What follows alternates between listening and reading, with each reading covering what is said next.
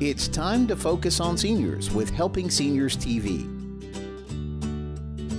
The television show designed to make you aware of senior issues and needs, as well as to acquaint you with the resources available to help you age in place and with dignity.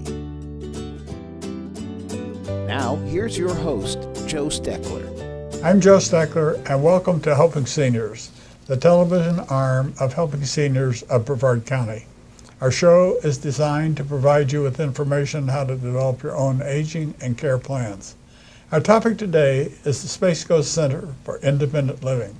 Joining me today is Jill Dunham, who is the Executive Director of the Space Coast Center for Independent Living.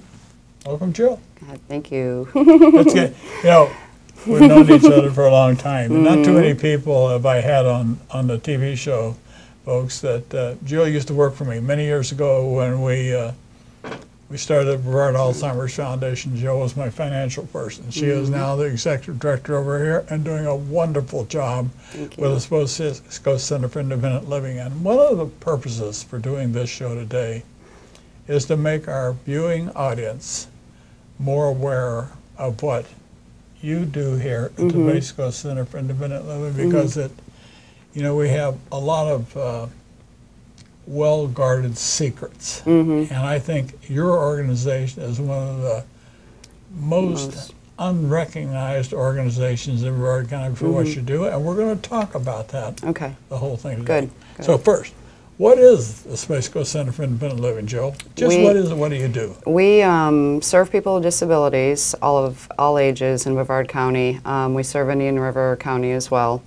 We have different services to help promote independence so that people with disabilities can live more independently in their home, in the community, workplace, that sort of thing. So we teach skills, we have support groups, activities for them to help, anything from balancing a checkbook to transporting them to a doctor's, or pretty much just support, social activities, that sort of thing. We're going to talk about each and every one of those. You've given a good overview, but where do you teach all these classes? Right here, right in this room. In this room here we're in right now? Yeah. Do you teach these same classes down in Indian River County too? No, we don't have an office down there. The population just isn't really, it's difficult down there because it's so rural, most of it.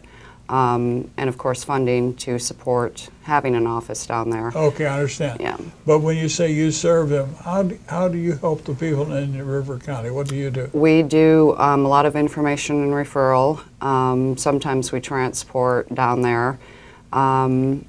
Support groups, if we have, we used to have support groups down there. Again, if the population is there and we have enough interested, we can hold support groups down at the libraries and that sort of thing. Yeah. So, but do you actually send your vans from here all the way down to Indian River County? Yes, we do.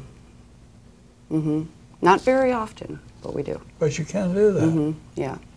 That's one of the things we are going to talk about is the Space Coast Center Independent Living van transportation system, because it's an extremely well-guarded secret. We've been pretty much all over the state at different points. We've gone to Gainesville to bring people to hospitals up there, or some trips to Orlando, of course, over to Tampa. They're rare, but we do it. But you don't have an ambulance service, though. No. These are scheduled appointments. Okay. Day trips, pretty much. Okay. Yeah. But what is, I know you say you help people, but when we started helping seniors of Brevard County, of course you were one of the first persons that I talked to about what we were trying to do. And then it became apparent that there was a good fit for the two organizations, and so you invited Helping Seniors to be a tenant in your building. Have you found that since our information specialist has been here with the columns we had in our media program, has it helped increase your business also? Of course, yes. Transportation, we've had a lot of referrals from Kay. FTRI, the phones, our amplified phones, we've had a lot of referrals for that. And it's also, it's a good swap, because when they come in, a consumer for a phone, my independent living specialist that sits at the front desk, she tells them not only about all of our services, but make sure they know that Kay is down at the other end of the hallway too. And there's probably 7 out of 10 times they end up down there with Kay. So Well, it's very good. It's important because I think that the Brevard County, Florida is the 24th oldest county in terms of the number of people over the age of 65 in the entire United States. We have some wonderful programs here, but I am also aware that many of the services are not really that well known to the consumer. And you and I discussed that before I even founded the Helping Seniors. We knew there was a disconnect in many of the services. Some services say they're going to provide a service, but they don't do that. And I think that's one of the advantages that we have with your organization and Helping Seniors. We're going to start to find more people that need specialized services that simply just are not well informed. No, we've actually, we were founded in 1972. We became a 501c3 in 1975. So we've been around a very, very long time. But like you said, I mean, there's not a lot of people that know about us, you know, and it's getting the word out. It's very difficult because many of the disabled individuals are low income, of course, you know, so they don't have access to, you know, the media, the social media that everybody else does. So it's very hard. We do a lot of grassroots advertising. I mean, we'll saturate the area with flyers, just, you know, handing them off at doctors' offices, senior centers, that sort of thing. A lot of it is word of mouth. So it's been very, that's probably the biggest challenge that we face, is trying to get the word out that we're here. Well, I think that's where the dovetailing of our organization comes in, and to really into prominence. Our radio show, this television show, our news Facebook page that our media director Carrie Fink has built into our system. We're revamping our website to make it more friendly. I'm just saying now because I know that Mr. Fink is listening to the two of us talk, and I'm going to say, folks, that probably in the very near future, when you go to our website and you want to know about helping disadvantaged or disabled people, you'll push a button and this show will come up. You had 4 key buzzwords that I picked off one of your information sheets, and that was information referral, independent living, advocacy, and peer support. How do you do all those things? Peer support. Those are the 4 core services that every Center for Independent Living has to do. We actually have a 5th core service that's coming on board, which is nursing home transition and youth transition into post-secondary education. But the advocacy will, let's say a deaf person goes into a doctor's office and they need an interpreter. And by ADA regs, they have to supply them with an interpreter. They have to pay for it. Yes, I'm sorry. American ADA is what it is. So if they don't, then, you know, they'll call us and we'll go help advocate for them to get them that interpreter so that they can have a conversation with. Do you have an interpreter, or do you have access? We have referral. We have a referral list that's another one of our services. That's countywide. There's probably 25 interpreters on there, so that when you say interpreters, are you talking about various languages? No, just ASL, American Sign Language. Oh, sign language? Okay. Yeah. Do you work a lot with deaf people? We had a deaf and hard of hearing program that was very big a couple years ago. The woman that ran it ended up retiring, but we still provide deaf services.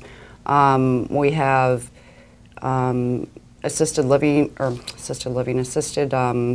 listening devices that we give out, or we sell, I should say. I should have brought some of that equipment in here. Doorbells, baby alarms. Wait.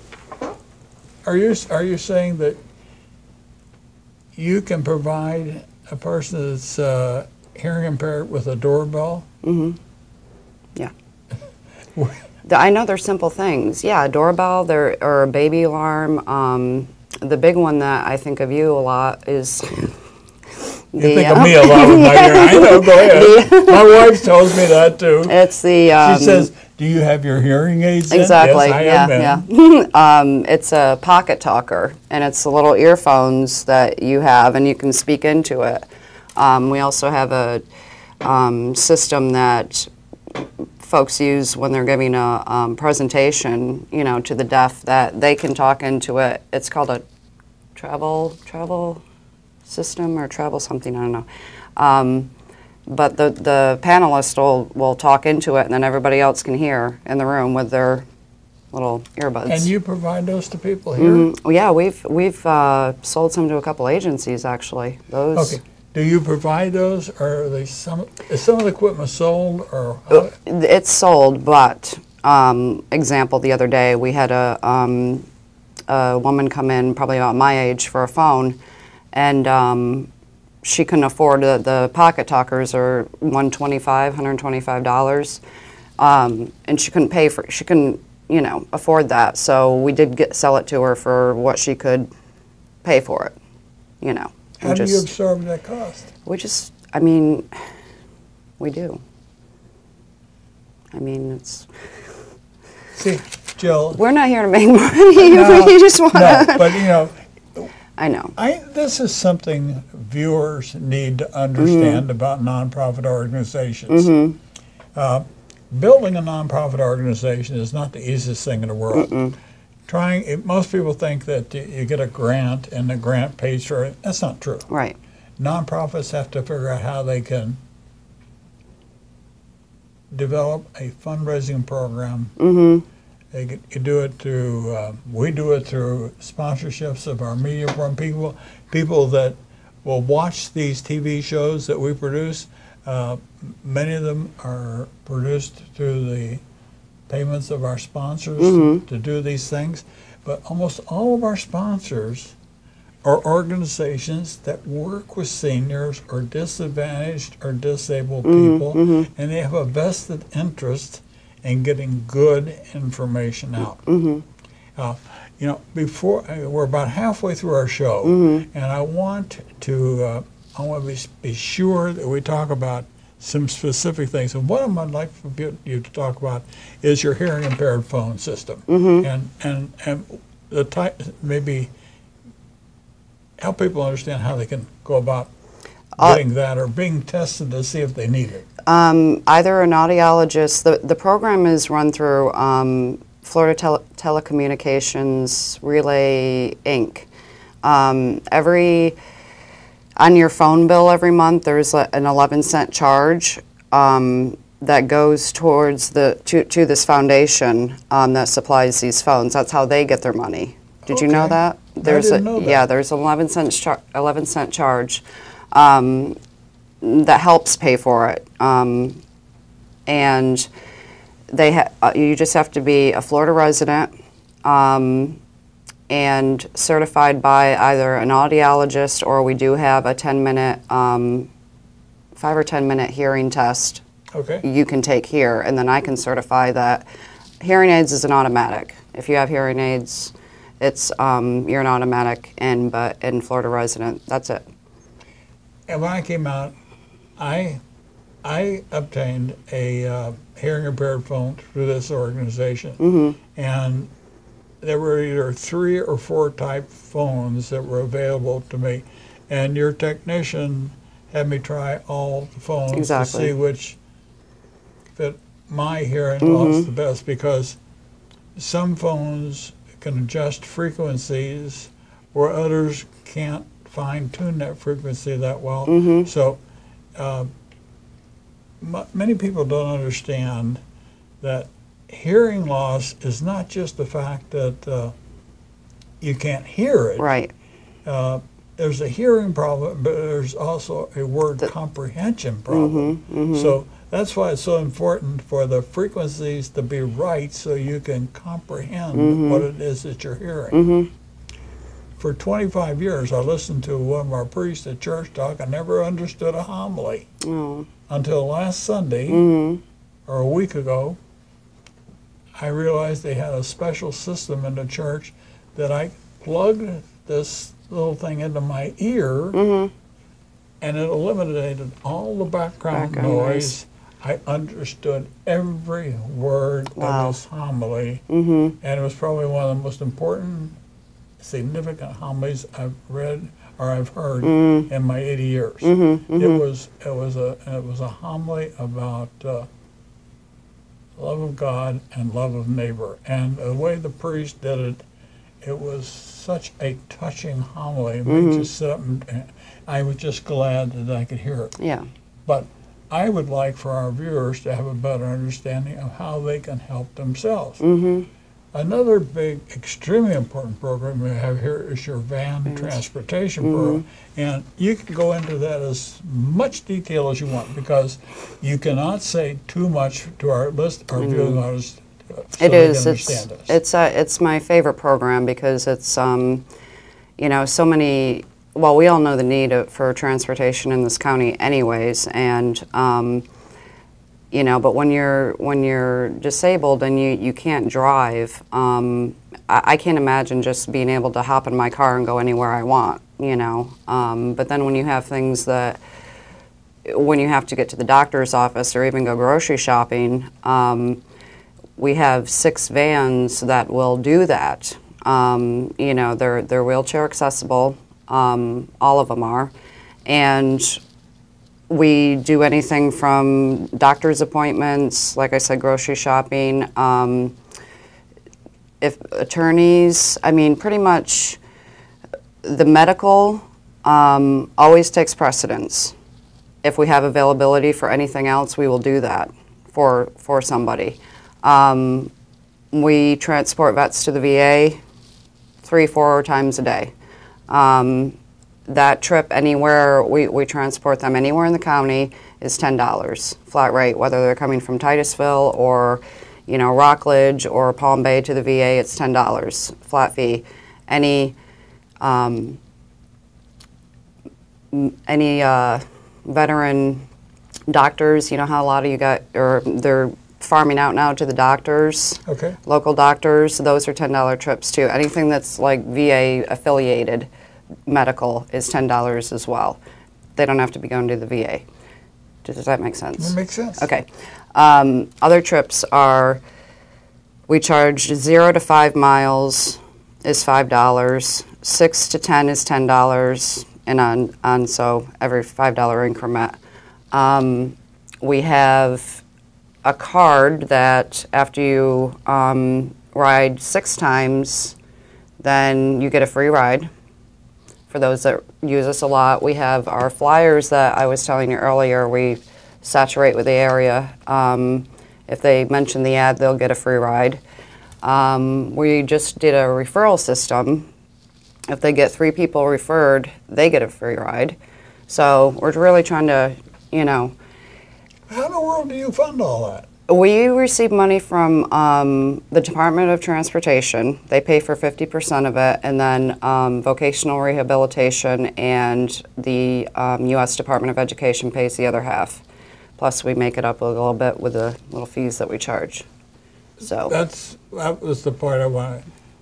While people pay a little bit to help defray the cost, I'm sure that what they pay plus what you get from DOT and you get from the Disabilities Act people, you can use all you get to pay for what you get. Yeah, I mean, the budget's tight, you know that. I mean, in a nonprofit, your budget's always tight. But, you know, again, we're here to serve people, not make a ton of money. Or we can't, or, you know, that's not right, right? I mean, we're here to help people. We're understand. not here to make the dollar. I mean, as long as I can cover costs and, you know, again, like with the equipment that we were just talking about, you know, $75 isn't going to break us, but it's going to help somebody. It's a lot of money to somebody that's cutting pills in half for medication. I mean, it's exactly. Another service that one of your programs is your home modification program. Mm-hmm. How extensive is that, or how would it compare to what's offered through Aging Matters?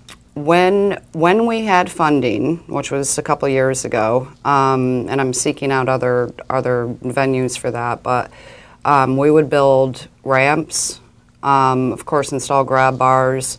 One time we did a track system throughout the house for a person that it was a lift on a track that would take him from his bed to the bathroom to the kitchen. It was tremendous. I mean, a hanging track? Mm-hmm. Yeah. And Like- is a little seat fit in that thing that would take him all around? Yeah. It was Where did you cool. buy something like that? Well, we have contractors that do that for us. How the program, we administer it, okay? But we've got to do, you know, we're responsible for the permitting and all that, but we hire contractors to do the work for us, and they buy the equipment, they do the work, and we pay them. If a person qualified for that program and they couldn't afford it, That's all free. where does the funding come from? That we received money from the cities for that. Melbourne, Titusville, Cocoa. And they help people pay to put those kind of systems in their house? It would the same thing apply for a lift going upstairs?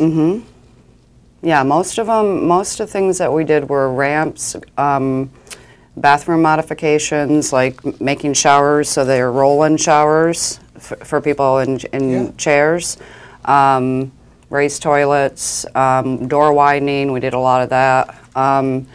But we've done some of the more fair housing continuum down in Melbourne.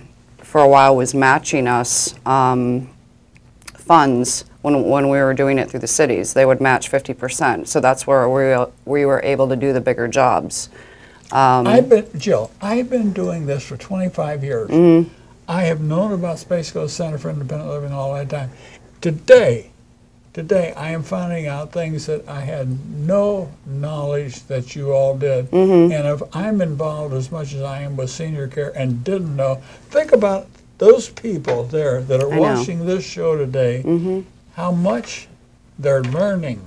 Yeah, we have, I mean, we've been doing the same things for all these years, but some of our programs have gotten, you know, like transportation. When I first came on, I believe we only had 1 or 2 vans when I came on as the finance director. Now we have 6.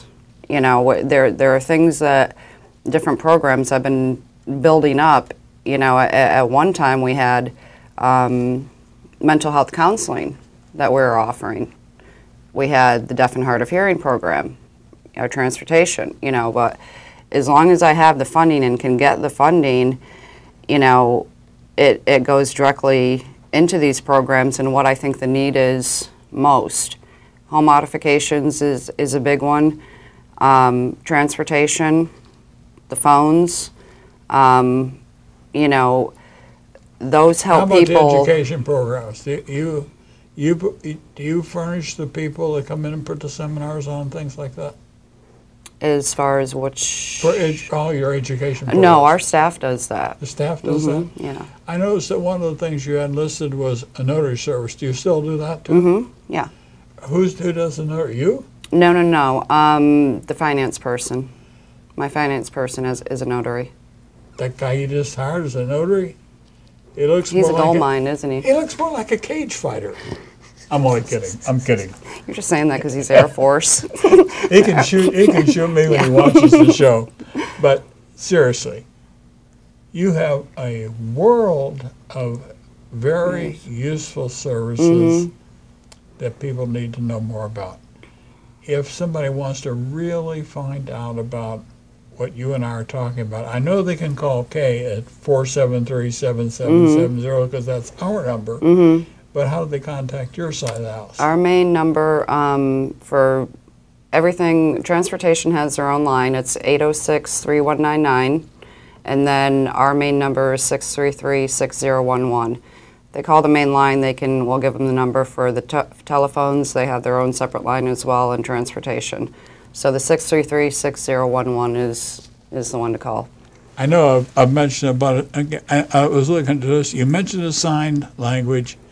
One of the things that was listed was a volunteer program. Do you still have a volunteer program? Well, yeah, we do. Again, it's now that we've got the vans back, we can transport people in because, again, a lot of these people can't drive. So when I didn't have the vans, that program, and we're slowly building it back up. John, that does the phones, he's a volunteer. He puts in over 700 hours a year just volunteering. The guy that fits the people for the guy that works for me is a volunteer? He's been here for 16 years, Joe. Yeah, he's awesome. It's amazing. It's amazing. Yeah. You know, the nonprofit world, you know, too many people define nonprofit as, it's all a gimme. It can't be. You have to. But I'm amazed that man has, and he's excellent. Oh, I know he is. He really knows the phone system. He does. You mentioned youth program. We do, yep. We help do you do with youth transition, well, anything. I mean, we have autism support groups that we're starting up the first of the year. Like I said, we serve all ages of people with disabilities. A couple years ago, when we had our deaf and hard of hearing program, we had a summer camp that we had for 6 weeks for the youth that were deaf or hard of hearing. We took them to, different places, the zoo or, kind of social events, you know what I mean? And then, and they would come here like once a week. But we also help transition from high school to either employment or college, whatever route they want to take. We're just out of time. Give us the phone number again real quick. 633-6011. Remember that phone number, folks. Jill, we're out of time, and thank you. I want to thank you for being here thank doing you. this show. And I want to thank you, viewer, for watching today's episode of Helping Seniors. If you have questions or comments, please call us at 321-473-7770. For more information on senior care and resources, visit our website at helpingseniorsofbrevard.org. Be sure to listen to Helping Seniors on radio station AM 1300 WMEL every Thursday afternoon at 1 p.m. and look for our Helping Seniors newsletter in our center section of Senior Scene magazine every month, and also Hometown News. I'm Joe Steckler, and thank you for joining us today for Helping Seniors.